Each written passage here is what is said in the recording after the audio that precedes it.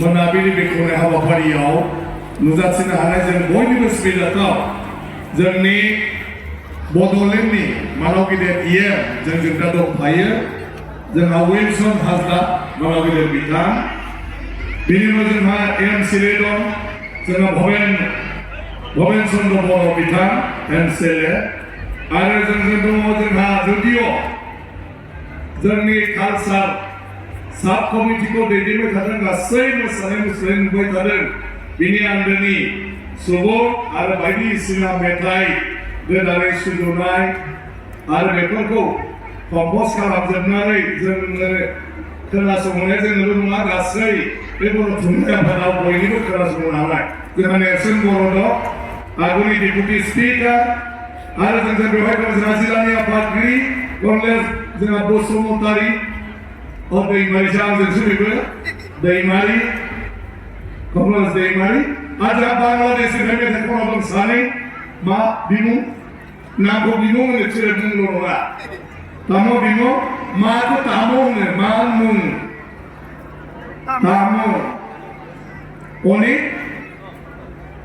अनिक बैष्णव त्रिपुरा बे बांलादेशनि मेथाइ खनगोन बियो आफाफा बयबो आरो जोंहा नैबे दं बिनानाव मा भेलेन्टिना त्रिपुरा बांलादेशआव बर'फोरा त्रिपुरा होननानै मिथिजायो ओंखायनो टाइटेलाबो बिसोर त्रिपुराजों बेबो मेथाइ खनगोन दा बाखि जोंनि गासिबो लोगोफोरजों बेवहाय जोंहा कमिटिनि मनरन्जनबो दं हरै जोंहा लब'बो दङ गतिके फैयै फैयै जोबथारनाय बे बुब्लिया गिबियावनो आं बयखौबो साबायखर बावगोन बे जोंनि जायगानि ओनसोलनि सुबुंजों गासिबो नोंथांमोना नोंथांमोननि बयनिबो नाजानायाव बयनिबो मददआव बयनिबो खस्थ' खालामनायाव जोङो बे 62थि बोसोरसालिया जथुम्माखौ खुब मोजाङै मोजां खुंफुंनानै जों आलासिफोरखौ बिदाय हरनो हाबाय आरो बयजोंबो जोङो बे साननैसोआव बाख्नाय जाबाय थादों अबा नायखोमा जादोंफोरखौ जों मोनथिगोन जेन'बा खिन्थु मोजांखौनो मोनदों नाथाय बिनि गासिबो क्रेडिटआ नोंथांमोन बयनिबो बोसोरनैनिफ्रायनो लाहार फाहार खालामनानै फैबाय थानाय जादों जोंनि गासै न'खरानो बेवहाय बयबो रां खेन्दा होदों आरो बिदिजोंनो जों गाजा गोमजा बे हाबाफारिखौ खुंफुंनो हादों बयबो बुंदों जे जेसेबां बर' थुनलाइ आफादनि जथुम जादों 64थिसिम बिनि मादाव डिमाकुसि दैमु नोगोरनि बे जथुम्मायानो बयनिख्रुइबो देरसिन होननानै बुंदों बयनिख्रुइबो देरसिन होनदों मोजां मोनदोंना गाज्रि मोनदों मानसिफ्रालाय दा रंजानायनि बाथ्रा नङा होमबा बे गासिबो आरो गासै हांख्रायजानाय थुनलाइगिरि बिथांमोना बेवहाय नुजाफैनानै बाहागो लाजोबदों बर'नि एकदमबारे बैसो जानाय गासिबो रिटायार्डनिफ्राय लानानै दानि लाइमोनफोरसिम जेसेबां थुनलाइगिरि दं गासिबो बे डिमाकुसिनि दैमु नोगोर जथुमाव फैजोबदों बेजों समान मालाबाबो थुनलाइगिरिया ज' जाफेराखैमोननो मालाबाबो जोंनि बर' माने इन्टेलेक्सुवेलफ्रा ज' जाफेराखैमोननो जोंना आईएएस अफिसार आईपीएस अफिसार रिटायार्ड जानाय जोंनि आगुनि गभर्नर रन्जित शेखर मोसाहारि बिथांमोनहाबो बेवहाय बयबो फैजोबदों गासिबो आरो जोङो जाय मानसिफ्रा बर' राव रायलायो खिन्थु बर' नङा आरो बर' बिजाब फरायो मिडियाम फरायदों आरो खायफाया बर'नि फोरोंगिरि जादों बिथांमोनखौ हांख्राय हरजोबदोंमोन गिबि खेब बे डिमाकुसि दैमु नोगोरनि बर' थुनलाइ आफादनि जथुमाव बेबायदि जोंनि गिदिर गिदिर बर' नङै बर'नि राव थुनलाइखौ सिबिग्रा सुबुंफ्रा नुजाफैदों जों गोबाङानो मिथिया बर' बिफाननि इउनिभार्सिटियाव फोरोंग्रा एसिस्टेंट प्रफेसर दं गुवाहाटी इउनिभार्सिटियाव आरो क'क्राझार इउनिभार्सिटियाव बेनो गिबि बर' साबजेक्टनि फोरोंगिरि बियो सोर इस्माइल हुसैन जोंनि बर' फोरोंग्रायानो इस्माइल हुसैनसो जेसेबां जोंहा क'क्राझाराव फरायनानै बर' साबजेक्टआव MA पास जाबाय आरो गुवाहाटी इउनिभार्सिटियाव जागासिनो दं इस्माइल हुसैना फोरोंनाय गासिबो आरो बेबायदि सुबुंखौ डिमाकुसिनि बे जथुमाव हांख्रायहरनानै बिथांनि गोसोनि मोनदांथिखौ जों बेवहाय बेखेवनो खाबु होदों बिथांखौ जों सन्मान होदों बेखौ बयबो होनदों जे दिनै बेबायदि हाबाफारिया बेयावसो जाफेरदों बे जायगायाव बिनि अनगाबो जोंहा माखासे दं फोरोंगिरि सासे आरो फैबावदोंमोन मोनसे गसाइगावनि हायार सेकेन्डारिनि प्रिन्सिपाल हाकिम तरफदार बिथाङाबो फुरा बर' कल्पना सरेन गसाइगाव BEd कलेजनि लेक्सारार आनारियास हेम्ब्रम बिथाङाबो क'क्राझार गभर्नमेन्ट कलेजनि माने प्रफेसारमोन रिटायार्ड जाबाय बिथाङाबो फैदों जोंहा मा उपाध्यायमोन उदालगुरिनि बिथाङाबो फैदों बिथाङा गुबुन गावनि बिजाबफोरखौ बर' रावावबो राव सोलायबावो आरो उदालगुरिनिफ्रायनो सासे गरखा बेंगालराव प्रफेसार जानानै दङ मोनसे इउनिभार्सिटियाव बेबो फुरा बर' रायलायो बिथाङाबो फैदों जोंहा गोबां बर' गोरोंथ' दंखाजोबो नाथाय बेबायदि माखासे सुबुंफोरखौ हांख्रायहरनानै दाख्लै बिथांमोना बर' राव थुनलाइखौ माबायदि नुदों आरो बिसोरनि मोनदांथिया मा आरो बर' राव थुनलाइनि आंखाला मा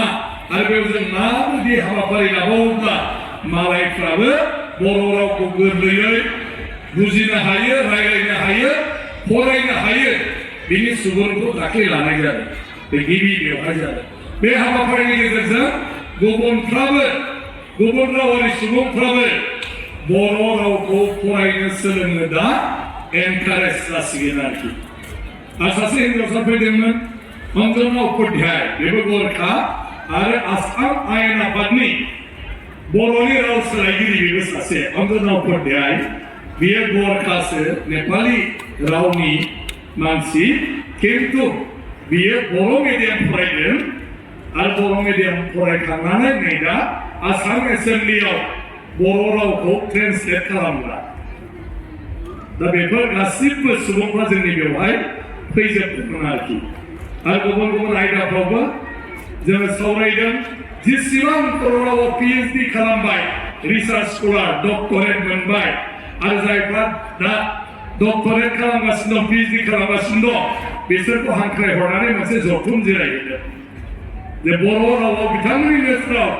सानफ्रोमबोनि फरायनायाव मा आंखाल दंबावो बेबो जोबोद मोजां बेवहाय सावरायनाय जादों गासै बर'नि इन्टेलेक्सुवेला बिथांमोना बयबो बुंदों बर' थुनलाइ आफादाव थांदै मेलनि अनगायै आरो सेमिनार मोनफा मोननैयाव सानै साथाम आलासि लेंहरनानै बुंनायनि अनगायै रावबो बेबायदि बायदिसिना फिल्डआव जाय एक्सपिरियेन्स गोनां टेलेन्ट मानसिफोर जायफ्रा इन्टेलेक्सुवेलफोर बिसोरा मालाबाबो बेबायदि राव रायलायनायनि खाबु मोनाखैमोन जेखौ डिमाकुसिनि दैमुगुरियाव बेफोरखौ खाबु मोनजोबदों आरो गासिबो बयबो गोजोनदों ओरैबायदिनि थाखाय खाफाल गोनां आरो जोंनाव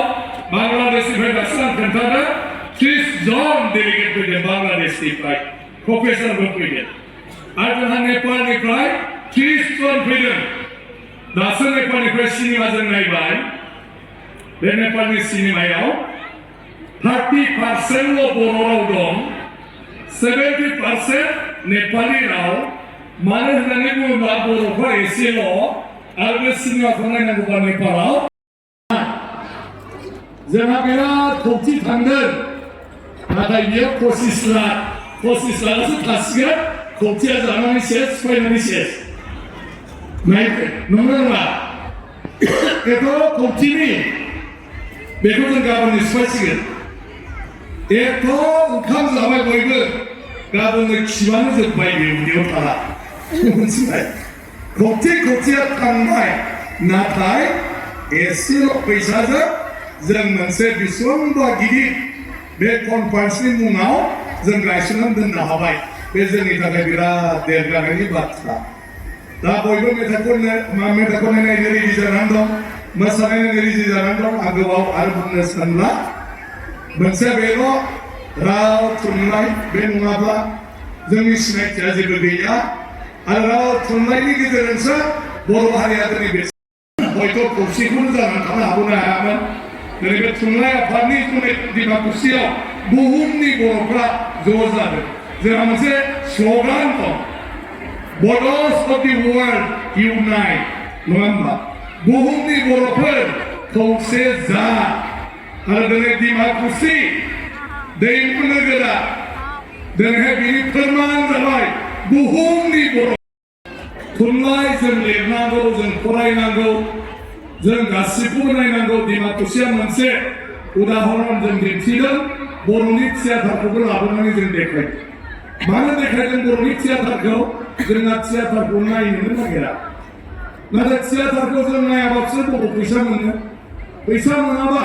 थियाटार मालिकआ बोरै फोथांनानै लाखिनो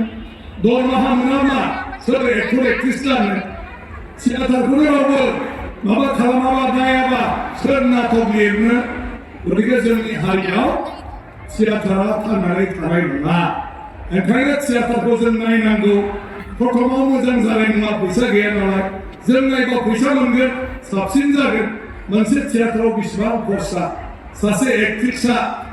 थियाटार जोबजासे खैथा दख'ना नांगौ खैथा मेकआप बायनांगौ देलाय